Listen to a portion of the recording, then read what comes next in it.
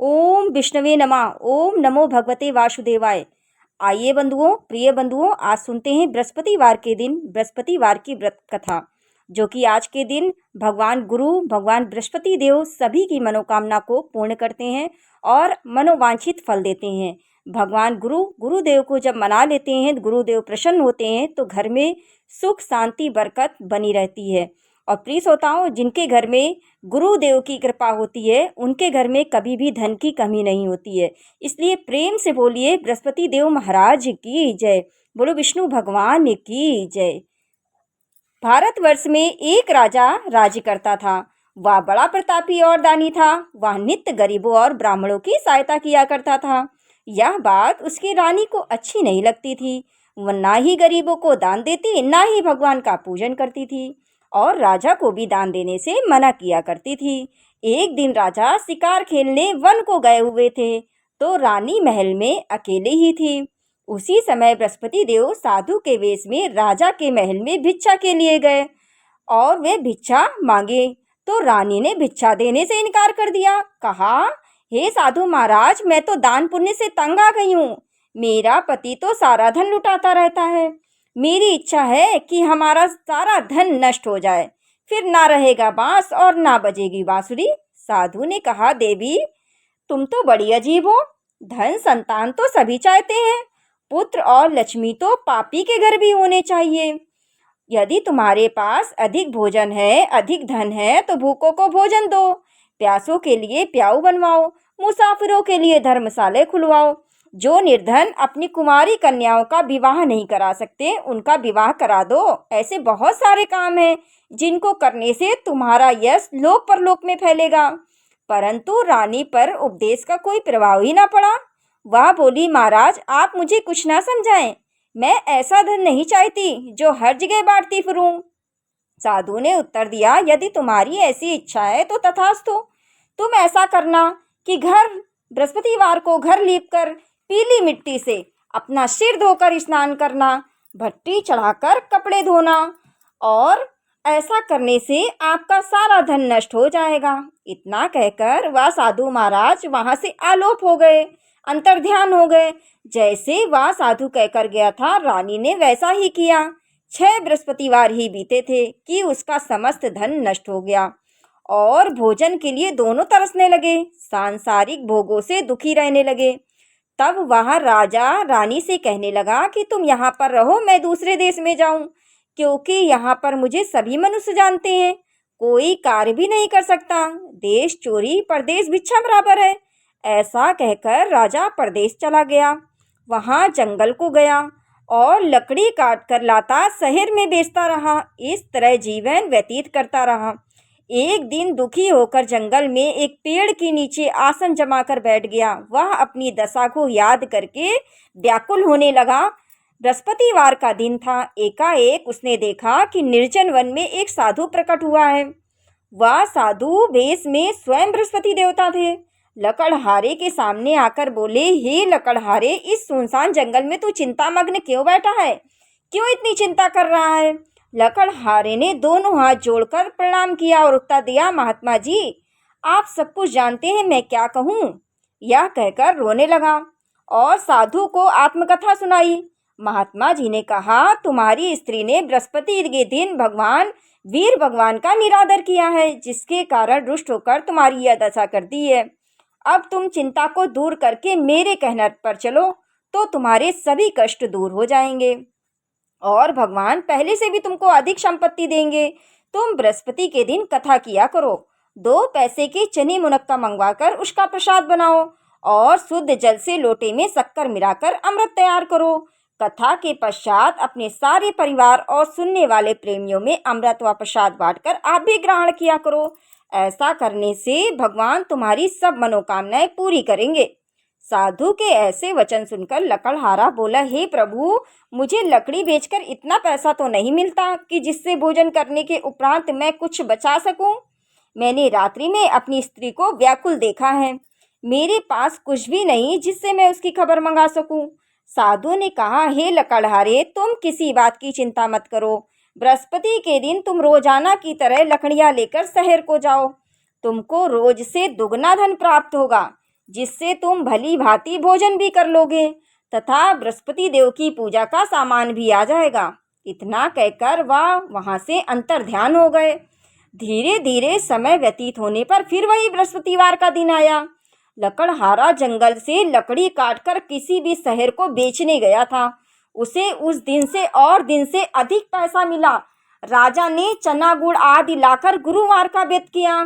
उस दिन से उसके सभी कलेश दूर हो गए। परंतु जब दोबारा गुरुवार का दिन आया तो बृहस्पतिवार का व्रत करना ही भूल गया। इस कारण बृहस्पति भगवान नाराज हो गए। उस दिन से उस नगर के राजा ने विशाल यज्ञ का आयोजन किया तथा शहर में यह घोषणा करा दी कि कोई भी मनुष्य अपने घर में भोजन न बनावे, न आग जलावे। समस्त जनता मेरे यहाँ भोजन करने आवे। इस आज्ञा को जो न मानेगा उसको फांसी की सजा दी जाएगी। इस तरह की घोषणा संपूर्ण नगर में करवा दी गई। राजा की आज्ञानुसार शहर के सभी लोग भोजन करने गए, लेकिन लकड़हारा कुछ देर से पहुंचा। इसलिए राजा उसको अपने साथ घर लिवा ले गए और ले जाकर भोजन करा रहे थे तो रानी की दृष्टि उस खूंटी पर पड़ी जिस पर उसका हार लटका हुआ था। अब वहां दिखाई ही ना दिया। रानी ने निश्चय किया कि मेरा हार इस मनुष्य ने चुरा लिया है। उसी समय पुलिस को बुलवाकर उसको जेल खाने में डलवा दिया।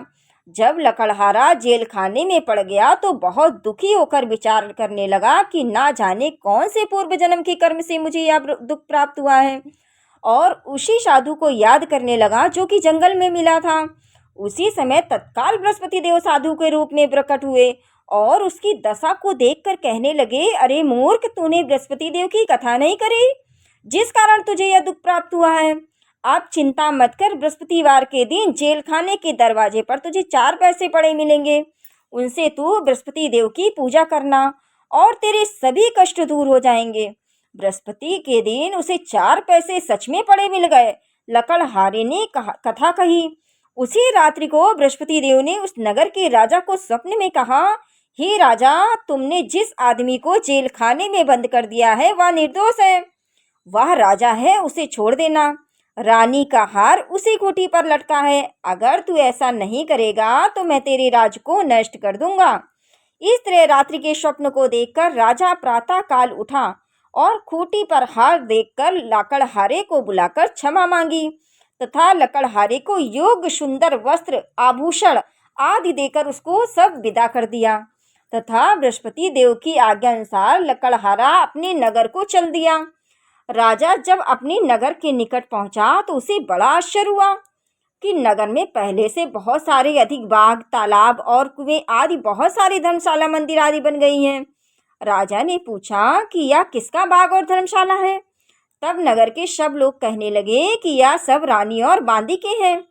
तो राजा ने कहा, राजा को बहुत आश्चर्य हुआ और गुस्सा भी आया। जब रानी ने यह खबर सुनी कि राजा आ रहे हैं तो उसने अपनी बांदी से कहा, हे दासी, देख, राजा हमको कितनी बुरी हालत में छोड़ गए थे। अब हमारी ऐसी हालत देखकर वह लौट ना जाए, इसलिए तू दरवाजे पर खड़ी हो जा। आज्ञा अनुसार दासी दरवाजे पर खड़ी हो गई। राजा आए तो उन्हें अपने साथ घर लिवा ले आई। तब राजा ने क्रोध करके अपनी रानी से पूछा कि तुम्हें यह सब धन कैसे प्राप्त हुआ है। तब उन्होंने कहा कि हमें यह सब धन बृहस्पति देव के इस व्रत करने से प्रभाव प्राप्त हुआ है। राजा ने निश्चय किया कि 7 रोज बाद तो सभी बृहस्पति देव का पूजन करते हैं, परंतु मैं रोजाना दिन में 3 बार कहानी कहा करूँगा तथा रोज व्रत किया करूँगा। अब हर समय राजा के रुपट्टे में चने की दाल बंधी रहती तथा दिन में 3 बार कहानी कहता।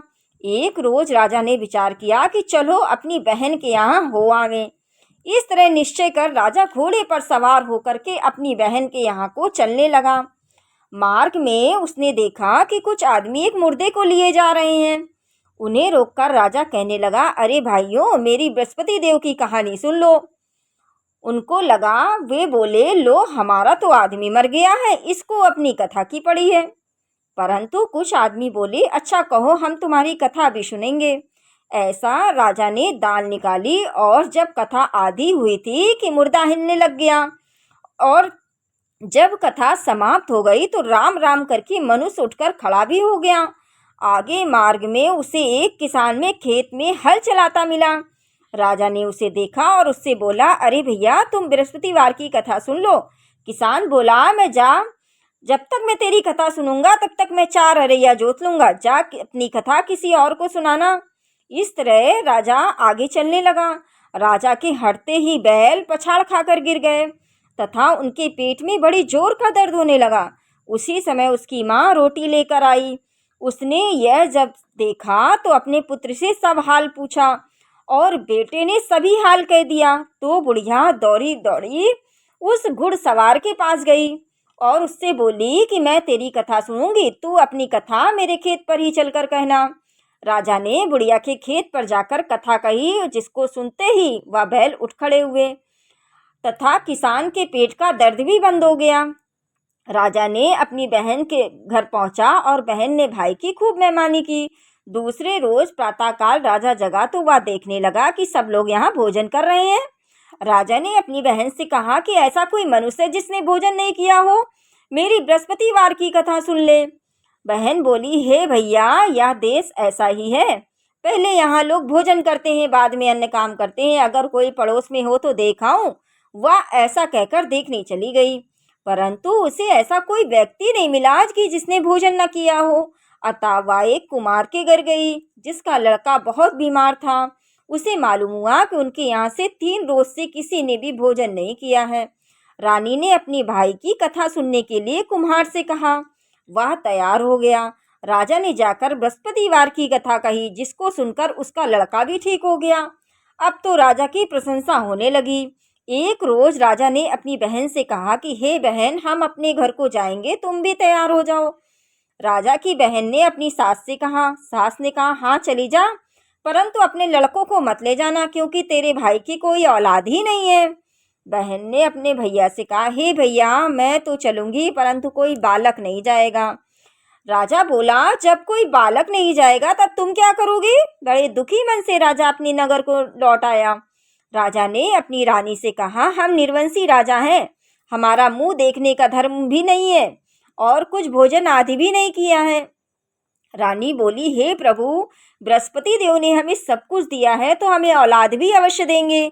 उसी रात्रि को बृहस्पति देव ने राजा से स्वप्न में कहा, हे राजा, उठ, सभी सोच त्याग दे, तेरी रानी गर्भ से है। राजा को यह बात सुनकर बड़ी खुशी हुई। 9वें महीने में उसके गर्भ से एक सुंदर पुत्र पैदा हुआ। तब राजा बोला, हे रानी, स्त्री बिना भोजन के रह सकती है, बिना कहे नहीं रह सकती। जब मेरी बहन आवे तो तुम उससे कुछ मत कहना। रानी ने सुनकर हाँ कर दिया। जब राजा की बहन ने यह शुभ समाचार सुना तो वह बहुत खुश हुई तथा बधाई लेकर अपने भाई के यहाँ आई। भाई ने खूब मेहमानी की। राजा की बहन बोली, भाभी। तभी रानी ने कहा, घोड़ा चढ़कर तो नहीं आई, गधा चढ़ी आई। राजा की बहन बोली, भाभी, मैं इस प्रकार ना कहती तो तुम्हें औलाद कैसे मिलती? बृहस्पति देव ऐसे ही हैं, जैसी जिसके मन में जो भी कामनाएं होती हैं सभी को पूर्ण करते हैं। जो सद्भावना पूर्वक बृहस्पतिवार का व्रत करता है एवं कथा पढ़ता है अथवा सुनता है और दूसरों को सुनाता है, बृहस्पति देव उसकी सभी मनोकामना को पूर्ण करते हैं और भगवान बृहस्पति देव उसकी सदैव रक्षा करते हैं। संसार में जो मनुष्य सद्भावना से भगवान जी का पूजन सच्चे हृदय से करते हैं तो भगवान बृहस्पति देव उनकी सभी मनोकामना को पूर्ण करते हैं। इसलिए भगवान गुरुदेव की कृपा को बहुत ध्यानपूर्वक सुनना चाहिए और भगवान गुरुदेव ने जैसी सच्ची भावना से सबकी मनोकामनाओं को पूर्ण किया, वैसे कथा सुनने वाले सभी प्रेमियों की मनोकामना को पूर्ण करना। और दोस्तों, कथा अच्छी लगी हो तो चैनल को सब्सक्राइब जरूर से जरूर कर लीजिएगा और लाइक मारे बिना बिल्कुल मत जाइएगा। ओम जय बृहस्पति देवा, स्वामी जय बृहस्पति देवा, छीने छीने भोग लगाऊं, कदली फल मेवा। ओम जय बृहस्पति देवा, तुम पूर्ण परमात्मा, तुम्हें अंतर्यामी, प्रभु तुम्हें अंतर्यामी, जगत पिता जगदीश्वर, तुम सबके स्वामी। ओम जय बृहस्पति देवा, चरणामृत निज निर्मल, सब पातक हरता प्रभु, सब पातक हरता। सकल मनोरथ दायक कृपा करो, तन मन धन अर्पण करे, जो जन शरण पड़े प्रभु, जो जन शरण पड़े। प्रभु प्रकट तब हो करया कर द्वार खड़े। ओम जय बृहस्पति देवा, दीन दयाल दयानिधि, भक्तन हितकारी प्रभु, भक्तन